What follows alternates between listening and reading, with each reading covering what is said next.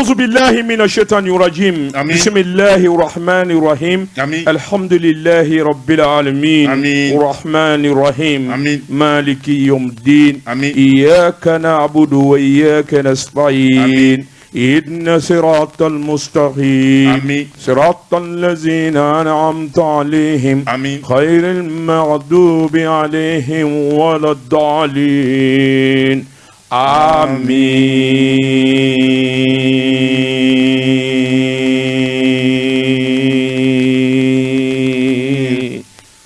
Josi Sedou ne biye juma ye biye lahoro madonye ala nyinini ala batuli joni sodi kado ka ala madeli ala madeni jina ni wurdane andara ode kama amba nyina ala fe ala mi nyese masaye mi nyeda ka la harada ala mi na ye nyeda aya fo ka qur'ane saniyanu na adara muhammadu de kanu kama ya rabbi amba nyina wa ala kile de fe alami na yaw ngerde ke mali alami na yaw zigi yorobe jamana mi no ye mali ala ka mali barka ka mali sinzi ka mali kishi ninga mali bo amani na allah ta'ala fe ko dama do mi dalembe ka unga jamana segre ala ka nyoni ka boanga here ni badela ka ko ke here ala ko kaka ala ya kama ako ke aka meleke dale ba keme konondo ni bi konondo kama ako ke ikado aka jine ba keme konondo ni bi konondo kama ako ke kulu minu ni adona kulu batani shegi ikado aka ke ale di uluda o kama amanyina allah ta'ala fe ala ede setri ala abebe fara edela ala abebe laba edela ala emin di jalaki ala kartida e ala minye Moma jeke ala min zigi nan dimina anje ka ala min bwa ka ala ya uye ala ye ala onga jamana de kosuma jamana de min bi jamana koka min bi jamana kono ala onga jamana de kenaya bana be min na jamana koka jamana kono ala onga jamana de gardiga furi ala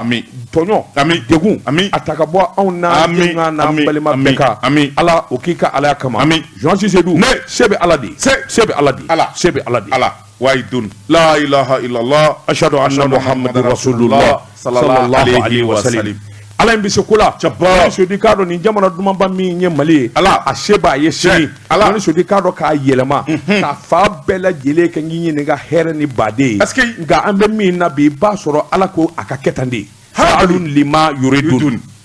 manchade kolochi kolo edete matini vanye ala e wili bali ala kanange daga dinyi ala kanange daga dinyi muna kanange jugu sagoyi daga de mai Joan Sodi Kado daga de mai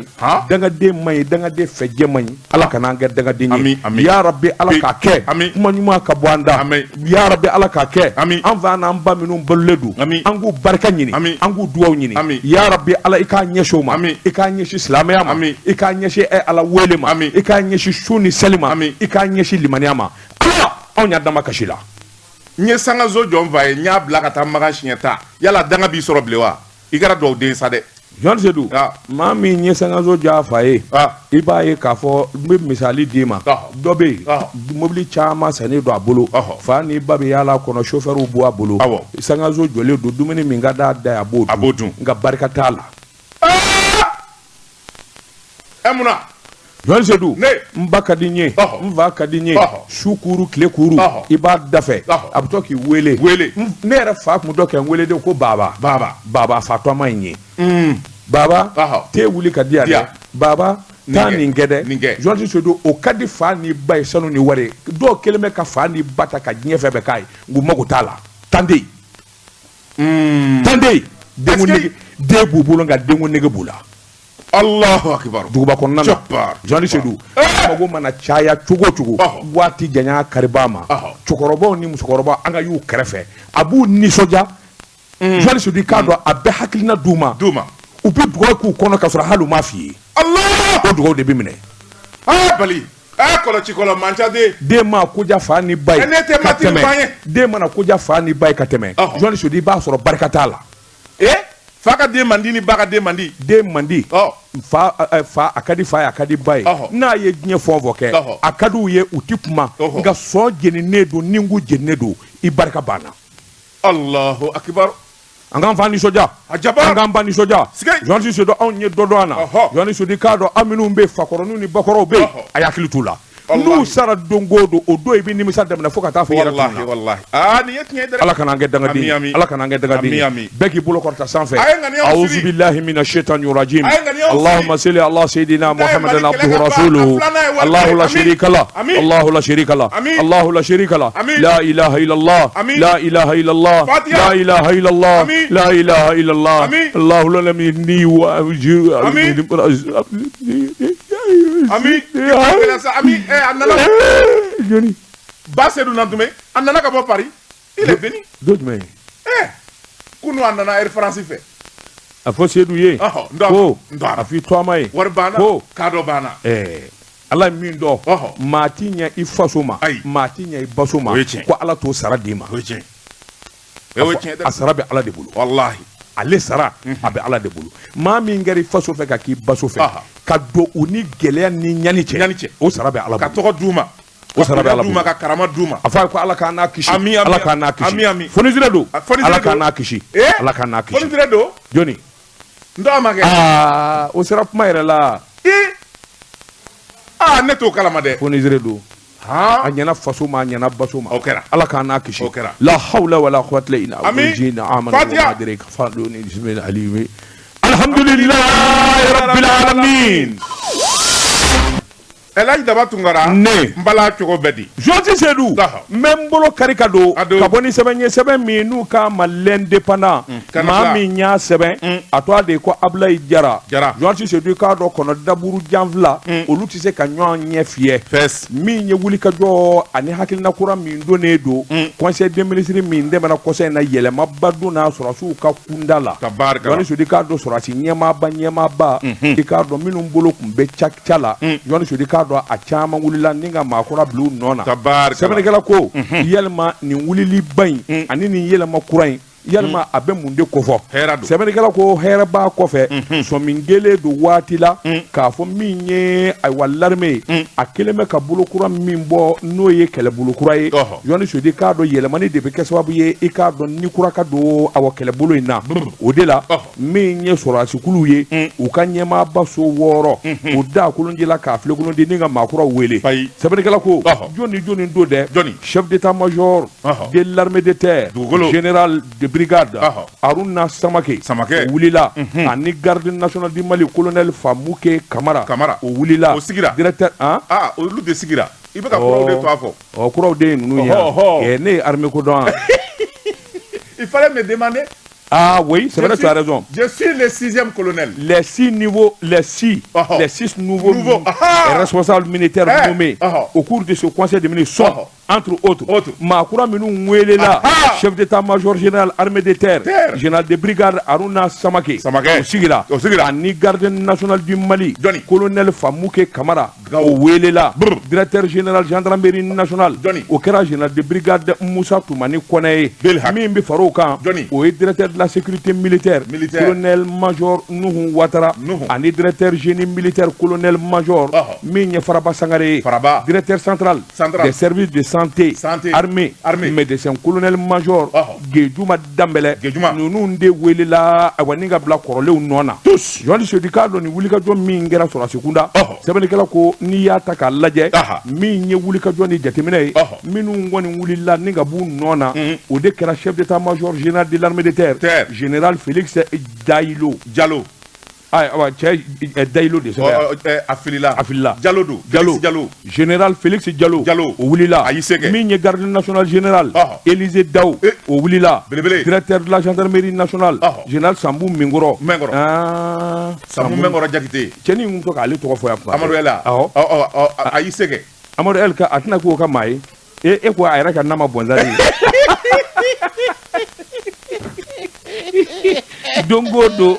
dongo na an bɛ foli kɛ gendarmerie nationale ɲɛmaa général Sambou Mengoro a teri de do dɛ awa général Sambou Mengoro Jakite ani journaliste bɛɛ ka di koyi a wulila ne kun t'a dɔn o de y'a wuli o. E kun t'a dɔn. O de y'a wuli. Ne b'a dɔn.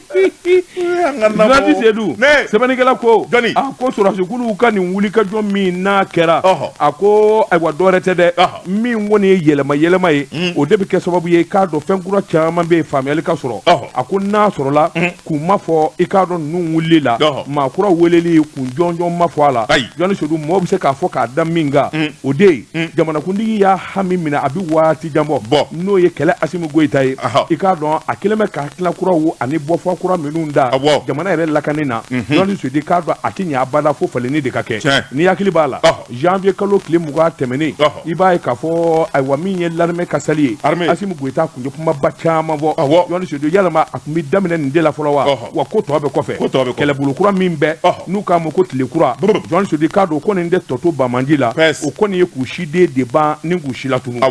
Min kɔni wulikajɔ ye Asimi Kale k'a don. Vote nataw o k'a sɔrɔ jamana furanna k'a jɛ. I k'a dɔn kunkan kelen mankan kelen o tɛ Mali yɔrɔ si bɛɛ lajɛlen ka se ka taa vote. Nin kun ye sɛbɛn ye an ye min bɔ l'indépendant kɔnɔ a ka bi bɔli la. Daba Tunkara ne bɛ n tɛgɛ don. O ka kɛ. Ni kɔni sɛbɛn ye an ko min ma le pays. Jamana. Fasiriba n'o ye Sumayila Jara ye. Sumayila ko. Ni y'a ka sɛbɛn ye. Sumayila ko. Naam. A ko fɛn min ye bɔnbara ale de bi taa baara ko la dɔn. Hali. Mali. Guinée ani Burkina. I kulo ma jɔ a bɛɛ faratɔ don ɲɔgɔn kan. K'a kɛ jamanaba kelen ye. Awɔ. A tuma a capitale bɛ kɛ yɔrɔ jumɛn? Jɔn bɛ cɛmancɛ la. La Guinée bɛ kini fɛ. Burkina bɛ numan fɛ. Anw bɛ cɛmancɛ la. Awɔ. Naam. A capitale kɛ yɔrɔ min e y'o dɔ de ye. Bamakɔ. Gawo. Wala Moti. O ka ɲi. O bɛ cɛmancɛ la o. O ka ɲi.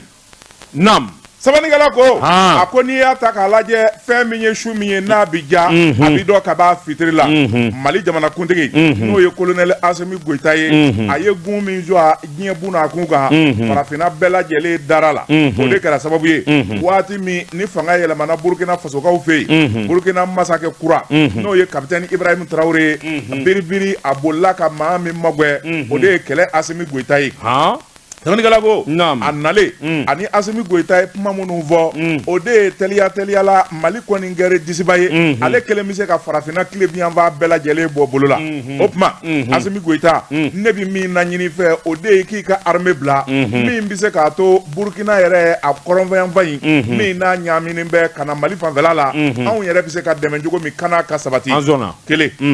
filanan Asimi Goyita teriya ɲuman min n'a bɛ ni Vladimir Poutine cɛ n'a dalen b'i la anw y'an sen don k'an bolo don ka dɛsɛ Poutine an b'a wele a b'an bila liste noire kan e kelen dɔrɔn a b'e de ka téléphone ta a fɔ a ye k'an mago bɛ kɛlɛkɛminɛn na. Baara kɛra ka ban a bɔra donc Poutine ka ciden in bɔra yan ci fɔra a ye o. Sɛbɛnnikɛla ko a ko nin ci fila min n'a fɔra colonel Asimi Goyita ye fɛn min ye a ka kɛlɛkɛcɛ ye n'a jigi dalen b'o kan o yɔrɔnin bɛ colonel Sadio Kamara a ye yamaruya d'a ma taa Burkina joona ko in bɛ ɲɛ cogo min sɔrɔsiya sira fɛ a bɛnkanw ka kɛ o don Mali ani Burkina colonel Sadio ka taama senfɛ u ye tɛgɛnɔbila kɛ sɛbɛnna sɛbɛn min bɛ Mali yamaruya fɛn min ye Burkina territoire ka fara Mali kan an b'a kana. Awɔ. Ala de ka nin k'anw ye sa.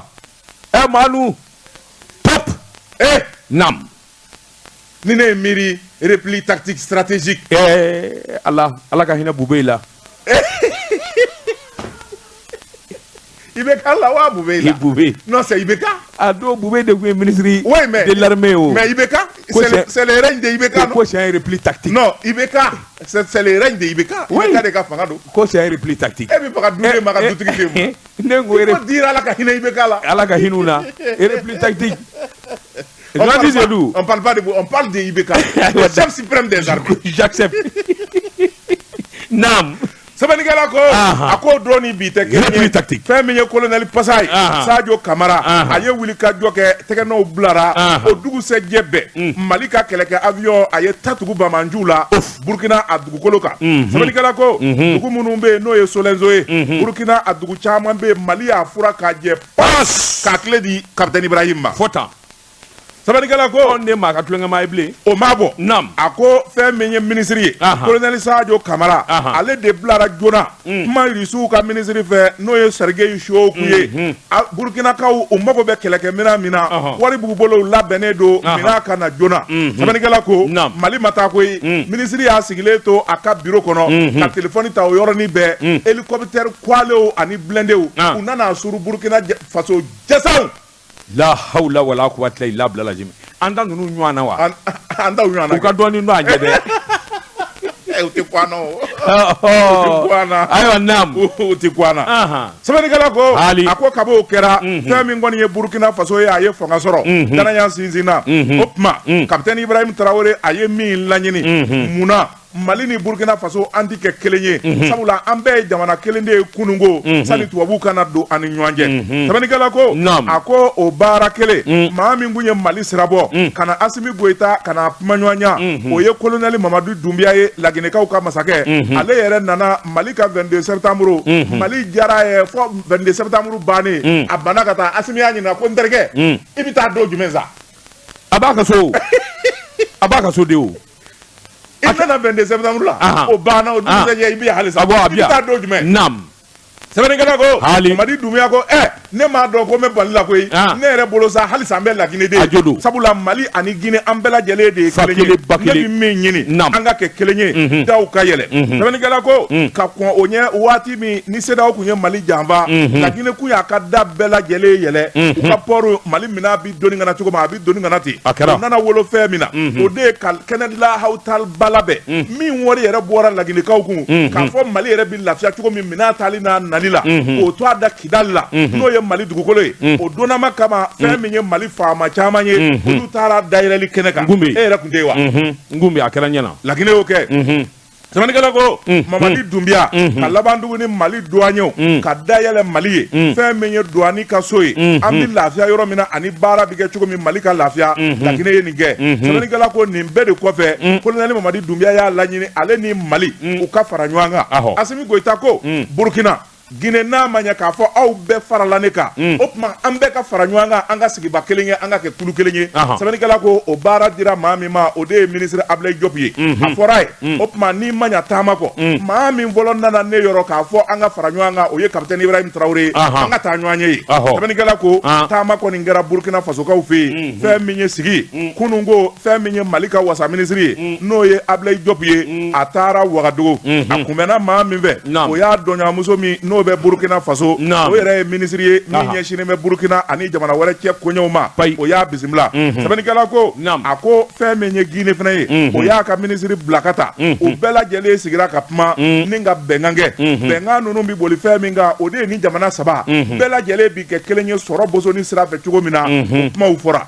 lakanako la an ka fara ɲɔgɔn kan min bɛ se k'a to an ka kɛ kulu ye an ka kɛ fanga ye i n'a fɔ an bɛnbakaw olu ye farafinna tu tigɛ cogo min ni k'u kalanso ɲɔgɔn na hakilinaw de fɔra kunnafoni filɛ nin ye an ye min zalo ka bɔ le pays kɔnɔ jamana Joti Sedu sɛnɛkɛla mana i miiri samiya fɛ a ka sɛgɛn ni ɲani na ani maa ti jɛ a ka ɲɔ na Jɔni Sedu n bɛ n bolo bugɔ ka don n bɛ bɔ ni sɛbɛn ye sɛbɛn min n'u k'a ma Nouvelle Horizon ɲɛdankura sɛbɛnnikɛba a tɔgɔ de ko Mahamani Touré min ye wulikajɔ ye jamana kɔnɔ Jɔni Sedu i k'a dɔn jamana sariyabulokura minnu bɛ sen na i k'a dɔn faamubaliya ani tilenni i k'a dɔn Haut Conseil islamique bara k'o den ɲini Jɔni Sedu i k'a dɔn u ye ɲɔgɔn ye kɛ ɲɔgɔn ye min tali kɛ ka ɲɛsin tubabukan min bɛ a jamana sarabulo kura in kɔnɔ u ko min ma ko laïcité Jɔni Sedu a n'a kɛ mɔgɔw ka faamuyali an'u ka dɔnniya tɛ kelen ye min ye commission ye ni o bɛ Haut Conseil islamique ko fɔ i k'a dɔn u ye wulikajɔ kɛ jamana sarabulo kura ni k'a tɛntɛn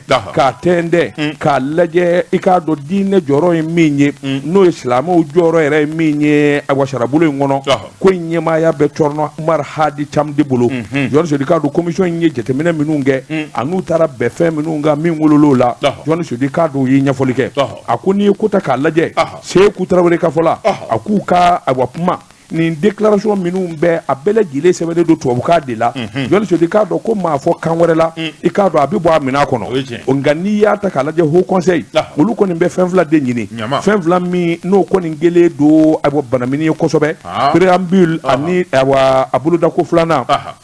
i k'a dɔn fɛn dɔw fɔlen don o de ye n k'i ɲininka commission yɛrɛ bɛnna min kan préambule journaliste di n'i y'o ta k'o lajɛ o bɛ hakilina dɔw fɔ a n'a bɛ kuma bana mininen dɔ fɔ minnu kɔni faamuyali tɛ jamana ka laïcité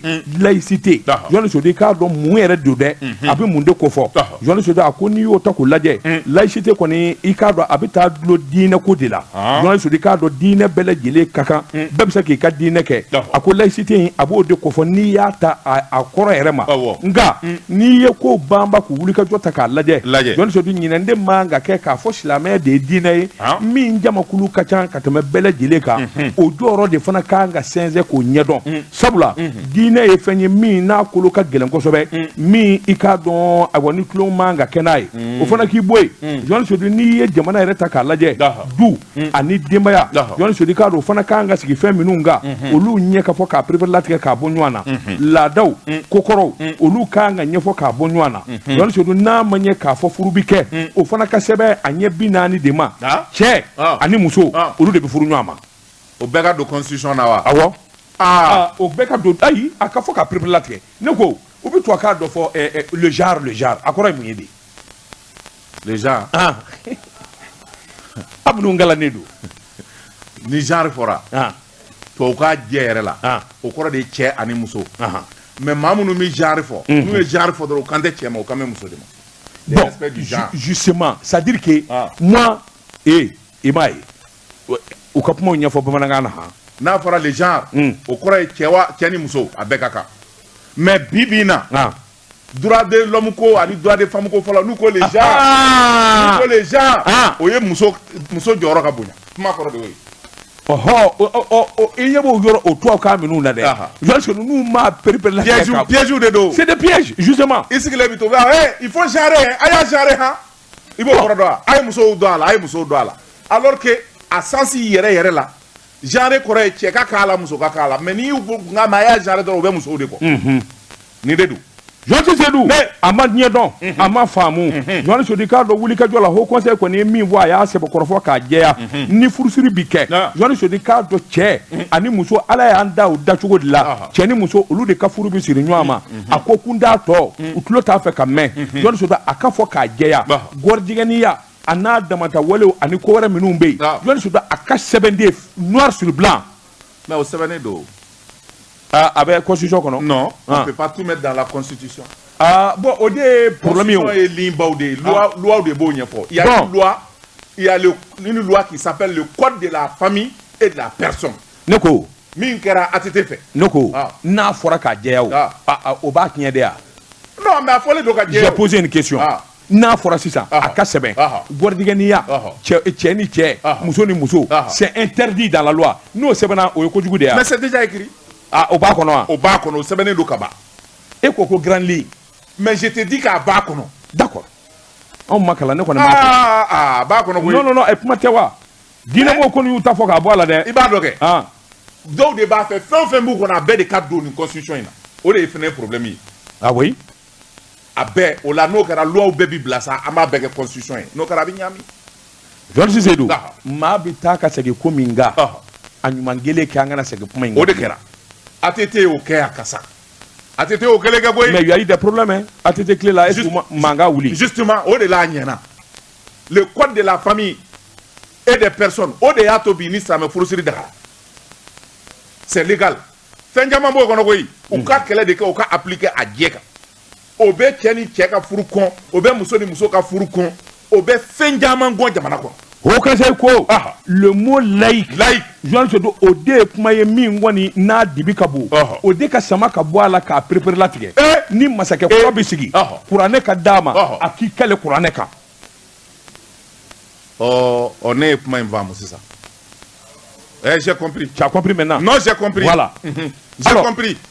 journaliste Seydou minnu perepere latigɛ fɔlen don a ka jɛya cɛ tɛ muso tɛ journaliste Seydou i k'a dɔn nin kuma bana mininen minnu dulonnen don sanni dugu cɛ i k'a dɔn a ka sɛbɛn noir sur blanc k'a jɛya journaliste Seydou n'o kɛra bɛɛ lajɛlen b'i ta fɔ a ko n'o tɛ n'i y'a ta k'a lajɛ i b'a ye k'a fɔ nkɔri bɛ yɔrɔ dɔw la minnu kɔni de ye a bɔ wuli ka jɔ ye i n'a fɔ sarakisɛ min bɛ yen n'o article 11 avant projet i k'a dɔn o ma fɔ k'a jɛya kosɛbɛ jama ma faamuyali sɔrɔ o fana k'i bɔ yen avant projet i k'a dɔn wa sarakisa min fana be no article 32 avant projet jamana kono journaliste di ka do abo bonya ni karama min ganga ta kanyeshi dine ma jango islam dine o fana nya kanga fo journaliste da ambe kelenye ay ka do alaba bi na ni gela chama ni ningunye sebanye anyami mo nouvelle horizon kono nyedangura antita dege mi ay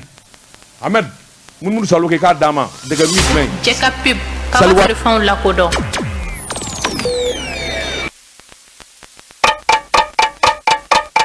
nege kanye tan fila sera Bamako ka fo jiginew ka bonyamasegi be awye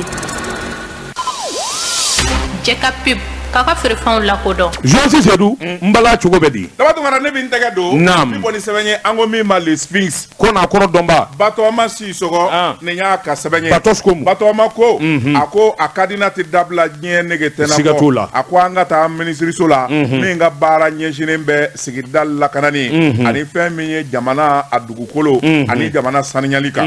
ako ni ya takalaje femi namara yuruku ani jamana jamvali anyonya lembe ni ministry so ina abi misali kelenda wili ka jomi na kera jamana la ka jamana jamba ode kera dugula dugu mi no ye kekoro ye ale de be buguni region na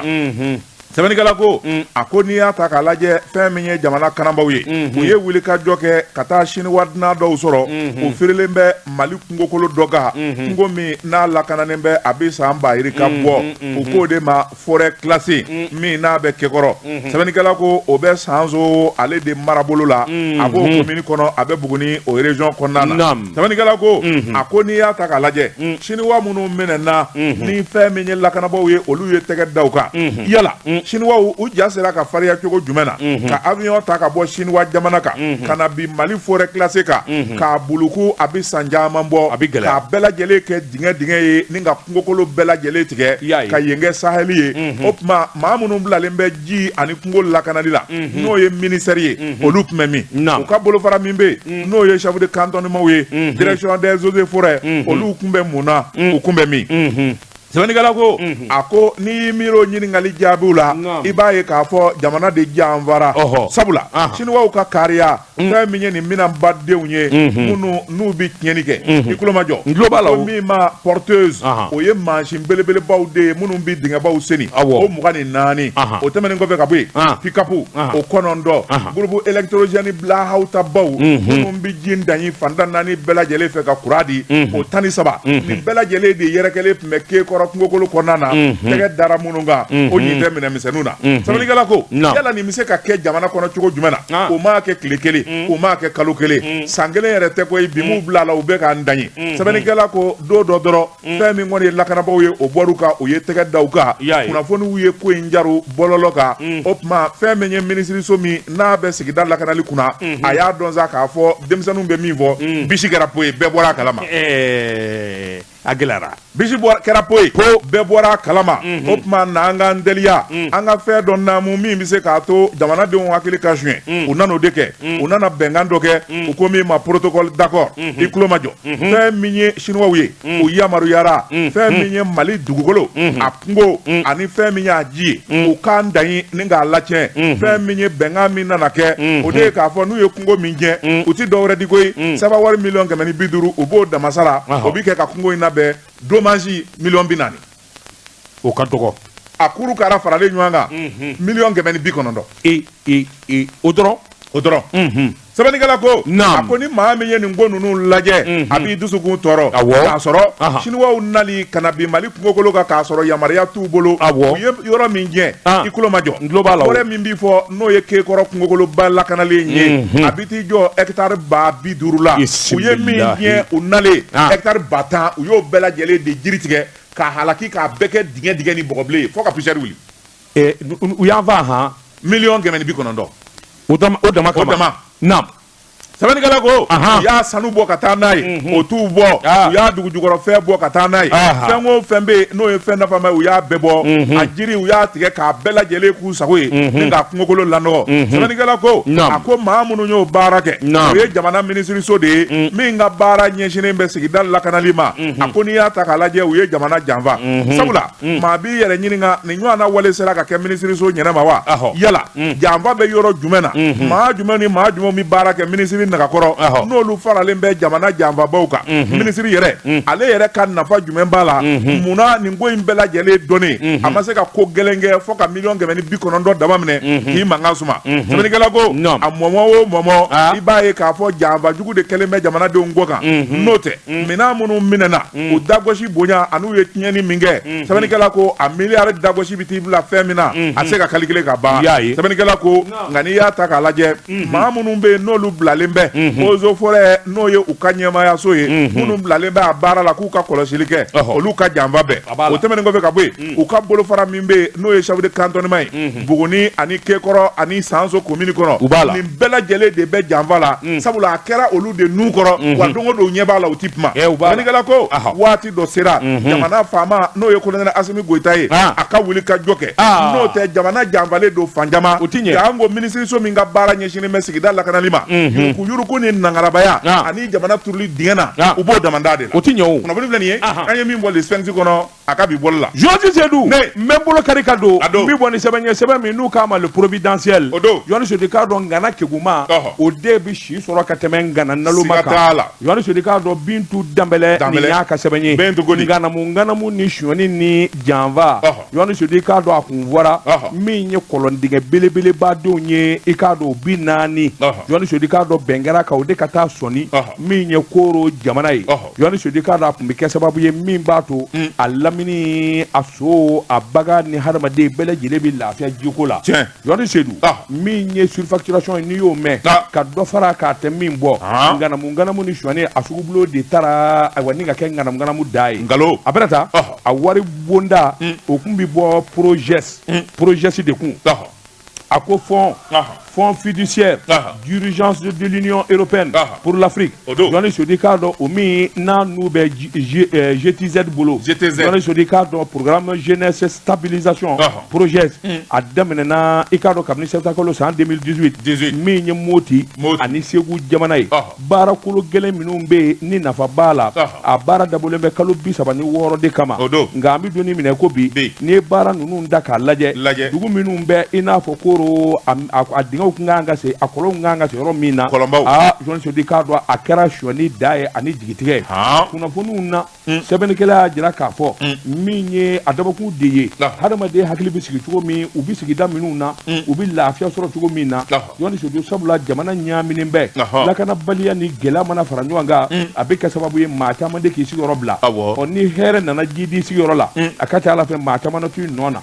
Koro ɲɛ de kun sigira o yɔrɔ ma a sugubulo in Yohani Sodi k'a dɔn minnu b'a baara kɔfɛ u nana wuli ka jɔ boloda sugubulo k'a ci 2 ye nka a cilen 2 ye o ma fɛn ɲɛ sabula a 2 bɛɛ lajɛlen taara ka di maa kelen ma i k'a dɔn entreprise min n'u k'a ma ko ayiwa Uro Bubu Sar i k'a dɔn sugubulo in 2 cɛra ka da ale kelen de ma a ko i b'a ye k'a fɔ sugubulo fɔlɔ min ye forage 18 ye o wari kasabi o bɛ bɛn 1,680,000 n'a kunkanfɛn ma i k'a dɔn o bɛ taa bɛn min ye forage 22 wɛrɛ Yohani Sodi o bɛ taa bɛn 1,715,000 n'a kunkanfɛn nin bɛɛ lajɛlen de ye nafolo ye min bɔra projet la ka ta k'a di entreprise Uro Bubu Sar Yohani Sodi a ko n'i y'a ta k'a lajɛ haraba sugubulo in kɔni di baaraw ka daminɛ bɛɛ ko tabarikala nin ko in an bɛ ji yaratɔ ye sisan nka k'a dɔn kalo 5 tɛmɛnen kɔfɛ Yohani Sodi k'a dɔn hali bi n'a ka bi foyi ma bɔ a nɔ na sabula jateminɛnaw y'a jira k'a fɔ Yohani Sodi n'i y'a ye ko in sumara nin cogo in na ko dɔ b'a kɔfɛ sɛgɛsɛgɛliw nana boloda Yohani Sodi ka jateminɛ kɛ ka ɲininkali kɛ a nana dɔn k'a fɔ tiɲɛ yɛrɛ la i k'a dɔn nin projet ba in Suɲɔni ba de b'a kɔnɔ Nganamu ba de b'a kɔnɔ fɔlɔ a fɔra ka sugubulo ti 2 ye nka a bɛɛ lajɛlen taara ka taa di maa kelen ma o ye namara ye Yohani Sodi k'a dɔn cɛkɛda minnu dalen bɛ u kana baara lajɛ k'a kuntaala janya k'o jateminɛ Yohani Sodi b'a ye k'a fɔ a kun fɔra 1,332,000 bi di olu ma Yohani Sodi k'a dɔn olu fana ka sɛgɛsɛgɛli o fana kɛn bɛ tɔ k'a jɛba ye a ko bɛɛ lajɛlen lasa Yohani Sodi b'a ye k'a fɔ a nana dɔn k'a fɔ 85,000 dama de dira o wari in na o fana k'i bɔ yen Yohani Sodi b'a ye k'a fɔ ayiwa min ye tɛmɛ ye ani wulikajɔ wɛrɛw 96,000 k'a sɔrɔ 1,166,000 de kun kan ka di o fana na min ye contrat in yɛrɛ contrat in yɛrɛ nɔfɛtako ye Yohani Sodi k'a dɔn a tigɛtigɛra de tigɛtigɛli min kɔni kɛra sababu ka ko bɛɛ lajɛlen ɲaami jateminɛnaw kɔni y'a ye 300,000 o ko nin den ɲɛmaturunin bɛ ko in yɛrɛ kɔnɔ maa si t'a ta fan dɔn Yohani Seydou n'i ye hakilinaw bɔ ka taa yɔrɔw lajɛ min ye baarakolo girin ye ouvrage 40 o min ni sɔngɔ tun bɛ bɛn miliyari 300 ani miliyɔn 800 n'a kunkan fɛ Yohani Seydou i b'a ye k'a fɔ contrat in fila in yɛrɛ bɛɛ miliyari 1 ni miliyɔn 395 Yohani Seydou i k'a dɔn a ko in fanga bonyana tiɲɛni ma kojugu kabini o kɔni kɛra sa maire minnu bɛ yen ani maa minnu bɛ yen Yohani Seydou i k'a dɔn olu nana sɛgɛsɛgɛli kɛ ka jateminɛ kɛ kɔrɔlen nin sugubulon minnu bɛ di Anigiti bi deli ka nin ɲɔgɔnna baara kɛ Anicité o bi deli ka nin ɲɔgɔnna baara kɛ a ko min ye miliyɔn 16 ye o bi ko dɔw kɛ Yohani Seydou k'a dɔn miliyɔn 9 miliyɔn 10 o le bi ko dɔw kɛ nka ni ninnu taara u jɔ fo miliyɔn 100 ni miliyɔn 80 mais qui dit mieux miliyɔn 100 ni miliyɔn 80 u ye wari ba miliyɔn 16 miliyɔn 9 miliyɔn da bɛ fɛn min dilan olu taara o kɛ miliyɔn 100 ni 80 ye Yohani Seydou sɛbɛnnikɛla ko ni Asimu Goyita n'a yɛrɛ ma wuli ka wuli ka jɔ bolo da nin ganamu in fanga bonyana dɛ a ko min ye Korokaw ka mairie ye o yɛrɛ de laban nana ko in dasa k'a jɛnsɛn fa bɛɛ lajɛlen la sabula o kɔni nana sɔmi k'a fɔ a fɔra baara bɛna k'olu ye ko den kelen taara ka kɛ ɲuman na o tuma olu yɛrɛ mankan bɔ so k'u t'a dabila koyi ko faamaw ka bɔ a kalama nin kun ye sɛbɛn ye an ye min bɔ providentiel kɔnɔ a ka bi bɔli la nam ala est-ce que fiɲɛ bɔ t'a la bon i to nga te ko ma premier mi no te ko ne an nga ta sa juma nata waati sera an ga te check up pip ka ka sigi do ma do me Yohani Seydou mbala cogo bɛ di dama to kana ne bi n tɛgɛ don o don mi bɔ ni sɛbɛn ye an ko min ma la révélation ko dogolew k'u da kɛnɛ kan nin y'a ka sɛbɛn ye Amadu te Danjɔgɔ ko a ko ni bɛɛ tori gɛnfɛn bolo dɔ ta bi taa ni a ti ɲɛ dɛ AEDD n'o fɔra o ye agence min ka wuli ka jɔ ye sigida lakanali ani jamana ka ɲɛtaa ye sɛbɛnnikɛla ko a ko a ɲɛmaya bɛ maa min bolo o de ye Alasani Ba ye Alasani Ba ni jamana ma wuli ka jɔ kɛ cakɛda ye a kɛlen bɛ k'a sigi a sendɛgɛ kan gaki sɛbɛnnikɛla ko a ko n'i y'a ta k'a lajɛ Alasani Ba maa dan da yɛrɛ la n'a ye sabula fɛn min ye wuli ka jɔ ani baara minnu n'a b'a kɛ ale kɔni kɔnɔ a ma fɔ maa kɔ wa maa tɛna fɔ a kɔ sɛbɛnnikɛla ko a ko fɛn min ye cɛ in ye fɛn min ye kamalen janaja don a ka d'a yɛrɛ ye kosɛbɛ fɛn min ye fiyɛkatigɛ a bi taa yen fɛ a bi segin yan fɛ a b'o dama de la baara ti kɛ fɛn min ye ɲuman ye o ti kɛ jaabi t'a nɔ na sɛbɛnnikɛla ko a ko min ka jugu a bɛɛ lajɛlen o ye jamana nafolo minɛ ko juguya de ye ani fɛn min ye jamana nafolo o burujali ye a ko fɛn min ye bureau du vérificateur général ye sɔɔni a bɛna cun cakɛda in na sabula jamana ka nafolo minnu bɛ ani dɛmɛbaw ka wari min bɛ a bɛɛ lajɛlen kɔni kɛlen bɛ bajanbila ye don o don ko kura sɛbɛnnikɛla ko a ko n'i y'a ta k'a lajɛ fɛn min ye ko yɛrɛ bɛɛ lajɛlen min y'a la gɛlɛma ye o de ye miɲɛ min kɔni b'a la cɛnimusoya sira fɛ o ka bon fo ka taa fɔ k'a to ten o ti cɛbakɔrɔ jugujugu ye koyi jogojugu don n'i b'a kɛ i b'a k'i yɛrɛ ka nafolo la sɛbɛnnikɛla ko jamana nafolo jamana ka lajɛba a n'a ka sigiba minnu bi kɛ a ka valise donni bɛ maa min fɛ o ye npogotigi calajanw ye wa mɛrɛmaw de ka d'a ye e fana sa mais c'est écrit noir sur blanc d'accord sɛbɛnnikɛla ko a ko o bɛɛ lajɛlen fɛn min ye wusanba ye yɛrɛ sago kɛ o bɛɛ lajɛlen de bi taa kɛ jamana nafolo la o ye gɛlɛya ye sɛbɛnnikɛla ko a ko n'i y'a ta k'a lajɛ min fɛnɛ nana kɛ gɛlɛya ye jamana nafolo la a ye wuli ka jɔ kɛ fɛn min ye sigi dɔ o kun kan ka kɛ yɔrɔ dɔ bɛ yen n'o ye hôtel ye o min bɛ Egypte jamana kan ko min ma Sharm el Sheikh a taara nangaraba dɔ loger yen Sharm el Sheikh o bɛ mini Sharm el Sheikh hôtel à Sharm el Sheikh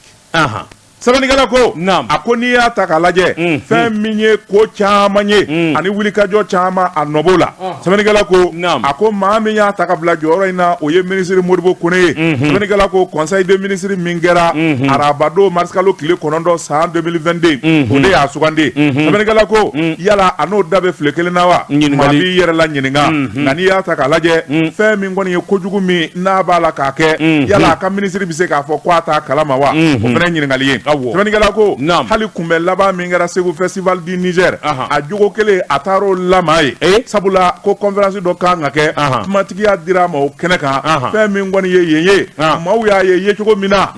o ye maa caman kuma sulutu Segu Segu daga gunkan sabalikɛla ko a ko n'i y'a ta k'a lajɛ ko caman b'a nɔfɛ fɛn min kɔni ye donna nataw ye u kɔngɔ falen bɛ kunnafoni caman la kan min kɔni n'a bɛna wasaga jamanadenw ka bɔ a kalama a kun tɛ dɔwɛrɛ ye jamana ka nafa jamana ka hɛrɛ ani jamana ka nafolo o bɛ se ka tanga cogo min kunnafoni filɛ nin ye an ye min zalo ka bɔ la révélation kɔnɔ Amadu tɛ Janjogo ale ka fasiri don Josi Seydou fɛn min bɛ se ka maanifin kunu kana sɔn abada o k'a nɛ da i la k'i nɛmu Joani Seydou k'a dɔn n bɛ bɔ ni sɛbɛn ye sɛbɛn min n'u k'a ma l'indicateur de renouveau sɛbɛnfura nin y'a boli ko siɲɛ 3,720 ani 7 sɛbɛnni kɛba a tɔgɔ de ko Y Dunbiya ko a ko ni wulikajɔ ma bolo da i k'a dɔn dugu min n'o ye Nuga ye Nuga Joani Seydou k'a dɔn a bɛ Manden kɔnɔ Mandenkaw yɛrɛ dimine do e k'u t'a fɛ ka taama bi jumadon de Joani Seydou k'a sababu kɛ i k'a dɔn sigi koyalen bɛ a dugu caman ni ɲɔgɔn cɛ Manden kɔnɔ k'a sababu kɛ nafoloko ye Joani Seydou k'a dɔn sariyatigiw fangatigiw lakanatigiw nin bɛɛ lajɛlen de welelen don sabula daga ani tombola Joani Seydou k'a dɔn nin dugu fila kɔni gɛnmɛ u ɲɛ tɛ da ɲɔgɔn kan Joani Seydou k'a dɔn a kɛn bɛ sigi tiɲɛ ye a kɛn bɛ namama tiɲɛ ye an bɛ sigi la san 1000 ni kɔ Joani Seydou k'a dɔn nafolo nana bɔ dugukolo jukɔrɔ o de taara kɛ sababu ye ka dugu fila in ni k'u cɛ tiɲɛ sɛbɛnnikɛla ko k'a dɔn daga ani tombola dugu fila don min bɛ Kangaba mara kɔnɔ Joani Seydou k'a dɔn a sɛnɛko kuma yɛrɛ tɛ bilen koyi a bɛɛ ye dugukolo jukɔrɔ nafoloko de ye Joani Seydou gɛlɛya in bɛɛ lajɛlen bɛ nin nɔfɛ a ko n'i y'a ta k'a lajɛ dugu fila in garila ɲɔgɔn na kɔsa in na Joani Seydou k'a dɔn a suko ma kɛ foyi ye a ko tombolakaw fɛ yen i b'a ye k'a fɔ tuma min ni mugu nana sisi nana tigɛ u ni ɲɔgɔn cɛ maa 22 u dalen bɛ joli la maa 12 i k'a dɔn olu taara ka taa CCRF la maa 7 n'i tora a janjo la n'i y'u su lajɛ a b'i n'a fɔ u y'u kunkolo yɛrɛ de tigɛ ka bɔ a la koyi Joani Seydou k'a dɔn nin kojugu da ye a ko dugu min n'u k'a ma ko danga sɔmigɛra maa 24 o tora i k'a dɔn joli la maa 6 sara Joani Seydou k'a dɔn o maa 6 fana n'i taara u lajɛ BC da ni jelen da i b'a fɔ k'u y'u kunkolo de tigɛ ka b'u la sɛbɛnnikɛla ko nin bɛ se ka kɛ cogo di jamana kelen kɔnɔ fan kelen Joani Seydou k'a dɔn sufara tile ka mɔgɔw bɛ taa ɲɔgɔn faa mɔgɔw bɛ taa ɲɔgɔn jogi a ko alima nin bɛ se ka kɛ kɛcogo jumɛn in na banabaatɔ gɛlɛyɛrɛ dɔw taara ka Bamakɔ sɛgɛrɛ Joani Seydou k'a dɔn nin ko in ni faamaw ma wuli ka jɔ kɛ joona i k'a dɔn ka taa don nin dugu ninnu ni ɲɔgɔn cɛ Joani Seydou k'a dɔn a ko gɛlɛyara fo k'a fɔ k'a to ten sɛgɛsɛgɛliw bi senna maa min bɛ ko in ju la ka se k'a ko ɲɛdɔn dugudenw dimina Manden yɛrɛ n'a lamini bɛɛ lajɛlen dimina sa u y'a jira k'a fɔ u bɛɛ lajɛlen bɛ fara ɲɔgɔn kan bi jumadon ni ka taama kɛ Manden k'u ka nisɔngoya ni k'a jira Kangaba Joani Seydou k'a dɔn o kɔni ye kunkan bɔ ka ban sabula a y'a jira k'a fɔ hali gɛlɛya min kɛra Nuga n'o ye daga ani tombola ni ɲɔgɔn cɛ kɛlɛ maa minnu fara maa minnu jogina Joani Seydou k'a dɔn foyi den kelen se ka nin ko in sumaya fo wulikajɔ kura de ka boloda sariyatigiw ka sɛgɛsɛgɛli kɛ min ni min jo b'a la i k'a dɔn ani min ni min jalakilen don i k'a dɔn kiiri ka ta k'u sɛgɛrɛ danga ani tombola Joani Seydou k'a dɔn ni ko nana ɲɛdɔn ayiwa maa min ni maa min bara ka nin ko in kɛ n'o donna o de bɛ se ka kɛ sababu ye kɛlɛ in a ka dala sa Kangaba n'a lamini u y'a ɲini Joani Seydou k'a dɔn marifa bɛ maa ma bolo nin dugu ninnu na a bɛɛ lajɛlen ka bɔsiw la o ye kelen ye